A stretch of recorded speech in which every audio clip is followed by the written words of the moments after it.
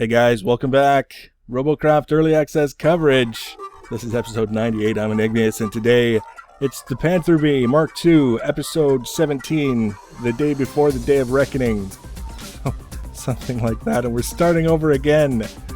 This is a good opportunity to kind of address this, because I can tell some people are getting a little bit frustrated because we're really out there in terms of what we're trying to accomplish with this build, and up until today it hasn't been working. We put it together and we either run out of CPU or we run out of space, or it's just one of those things. We haven't been able to get it close to being finished, largely because of the CPU. When you're talking about building a bot this size, by the time you get everything on it that you want, the CPU is extremely tight. Even if I had the extra 110 CPU that would be granted to me for getting from level 90, which I just hit today, to level 100, still be tight for CPU to get everything done the way that we wanted to in the previous two builds.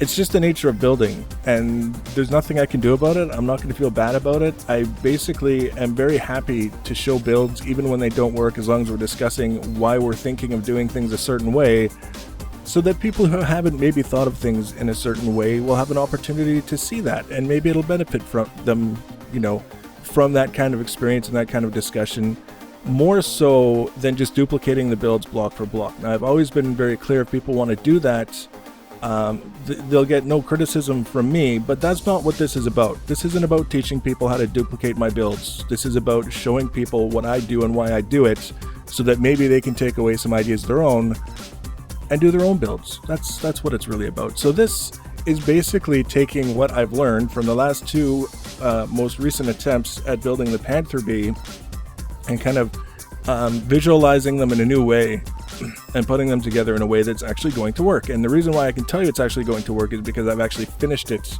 now.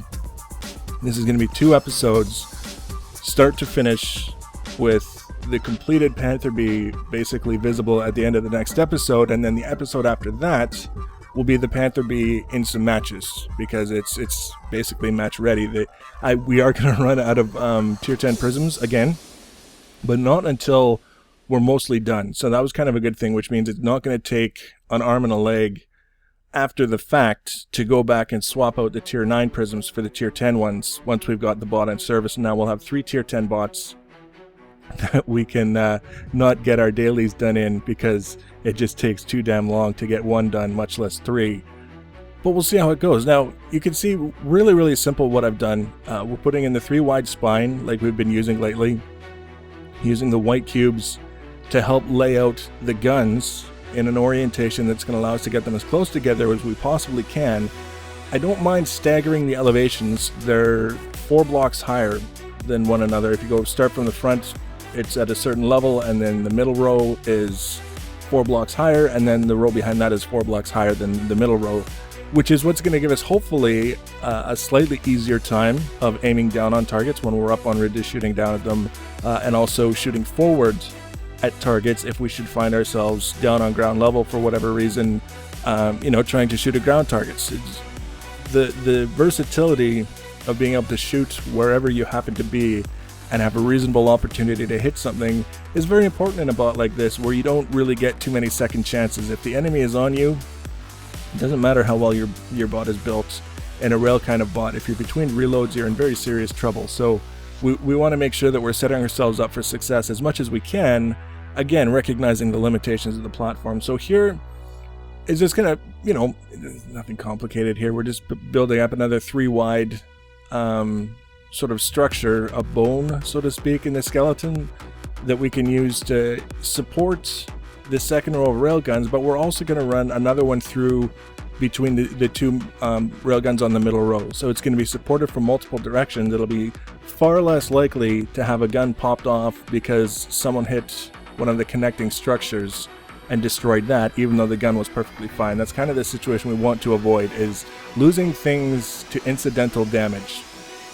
It's the easiest way to summarize it. You're not going to preserve anything through sustained fire. If someone decides they want to take one of your guns off, that's what they're going to do. It's just the nature of the game, but we can still protect ourselves from the incidental damage and kind of hopefully find ourselves in a position where we've survived an encounter with someone who is just kind of doing the spray and pray technique with more than we would have had we not built in the way that we have. I was in matches today. There were so many matches that were just one-sided, absolutely one-sided, and it's part the way the game is set up right now. It's part the way the players are doing things. It's part regional. I see certain names that are familiar to me always on the enemy team, never on mine, because quite often servers are set up in such a way that you'll have, for example, Eastern North America and Western North America are always at odds with one another, and that's why you have times of day where it's better to get on and try and get your stuff done than other times of the day, is because you end up with the same pool of people against the same pool of people.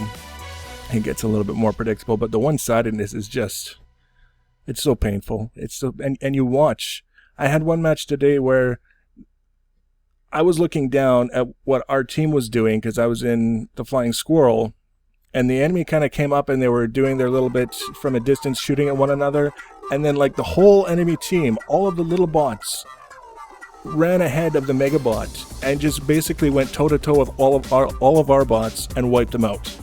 It was the most one-sided loss that I've seen, and the fastest, most gutsy rush that I've seen in the game to date. It was just all of the enemy bots just went around the mega and just went after our guys, basically bumper to bumper, shooting at them and wiped us out. And it was what do you do? What do you do? You build better bots. That's what you do. We're going to get that as a trademark. Build better bots. Because when you're losing like that, that's what it is. It's the bots are not holding up. You have one guy going bumper to bumper with another guy. They're both holding down the fire button. Why does one guy survive and the other guy dies? Because he had a better bot. That's just all it is. So what we're trying to do here is keep that in mind with everything we do. Now, I'm building the pilot seat above the spine, and I'm trying to make the connections as far away from the pilot seat as is reasonable under the circumstances. I mean, we could have the connections going way back, and all you're really going to do is kind of create wimpy connections and use a lot of CPU doing something that really, in the end, isn't going to be that useful. But at the same time, this setup here is going to make it extremely difficult to get the ground splash balloon pop kind of issue that so many walkers have, just by having it above the spine and then, connected away so that the damage has to travel through quite a few blocks before it actually gets to the pilot seat. And then again, building around in such a way that we're kind of protecting things as much as possible. I was surprised when I decided to do this rework just how far I got before I started running into CPU issues. It was quite nice for a change. We kind of revisualized how everything was going to go together. It's also a little bit easier to manage when we don't use the white cubes for the entire structure like we did in the last episode. I could have taken those all down. Once we had all the components in place, I could have taken all the white cubes out. That's, it's not a bad idea to use those, but having them left there really eats up a lot of CPU that you can use to kind of gauge much better how things are going to fit together. So you can see now, we've got 2 rows of railguns. We've got our cockpit in place. We need 1 more row of railguns secured to the bot, and then we need our legs and our rotors. That's basically all we need. I'm so happy that it actually went together so easy, relatively speaking. But there's a difficulty that exists with the rotors. Doing it the way that I do it with the tier 6 is that it uses way more CPU than if you use tier 10 rotors, and it's kind of a trade-off. There's always a trade-off. And the reason why it's not always so easy to make the decision which to use is because of that trade-off. You have to decide, do I want to save some CPU and get more lift, or do I want to lose the CPU and have the redundancy so that we maintain lift through concentrated fire? It's never easy to make that decision. Fortunately, what we do know is that between now and the time we hit level 100, we're going to get enough CPU that we'll be able to rework the way that we lay out the rotors on this bot a little bit so that we get that redundancy while retaining the lift and possibly increasing the lift so that we get even more redundancy out of things. And, all in all, it'll work out. But it's just, for now, we have to get everything into place in a way that works and allows the bot to be functional, because we don't want to be those guys that get ballooned or that lose every toe-to-toe battle that we get into. There was a megabot in a match today who built his entire bot out of glass cubes, single rows of glass cubes connecting everything together. And the match started, and everyone stopped and looked at this bot, and this bot just kind of, you could tell he was just looking around because his guns were just waving around in random directions. And after the enemy actually got to our spawn, and none of us had left, including this megabot, but anyone else for that matter, and we were starting to take plasma fire, that's when I just self-destructed. I wasn't even going to stick around and wait and see how badly that was going to go. I don't know what it is.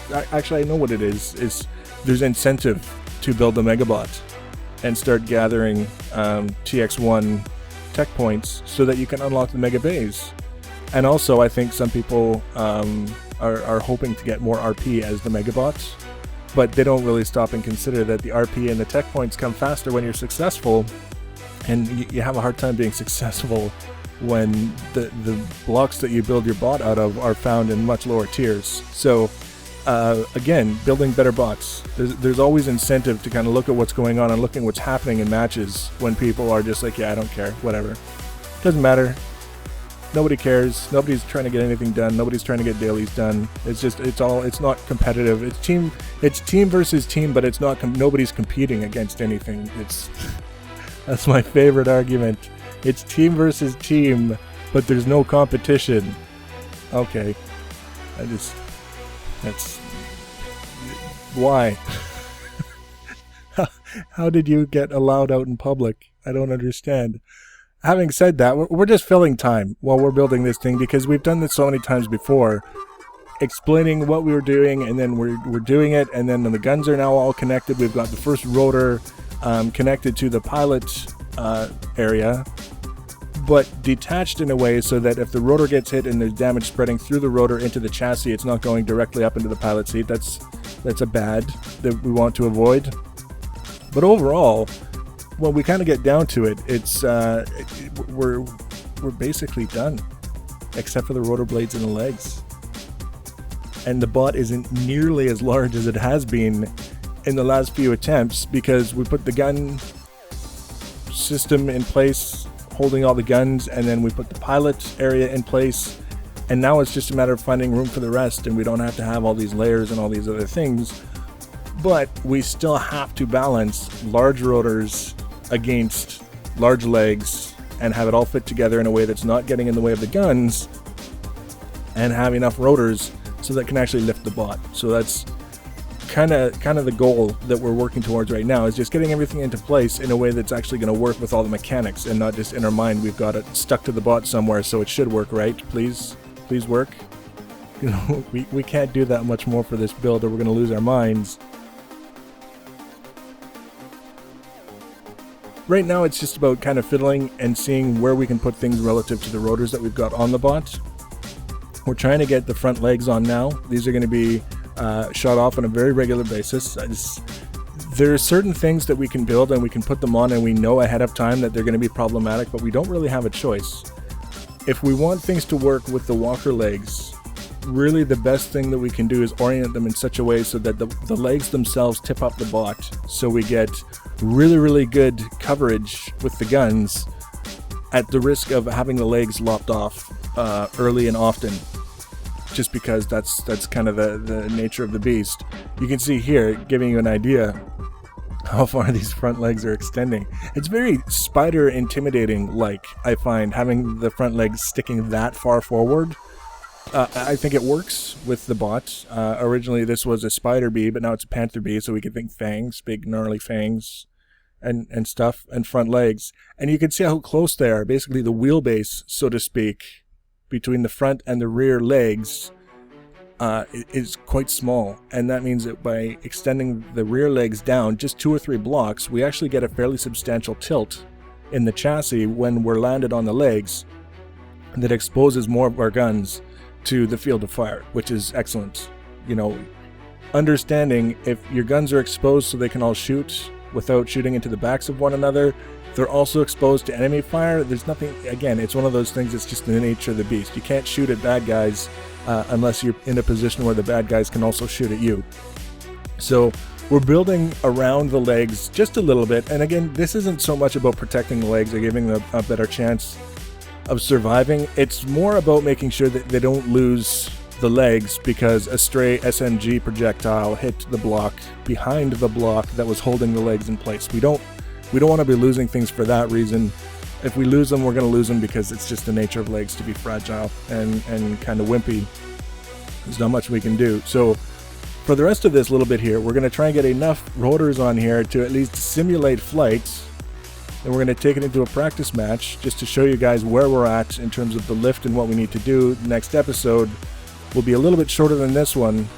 We'll come back, we'll finish getting the rest of the rotors on, we'll take it into the practice map, and then following that we'll be doing some match footage. So I hope you're looking forward to it. It's been a long road, but we finally got there, and we'll finish it off in the next episode. So if you want to be notified when I add those videos, you can always subscribe to my channel.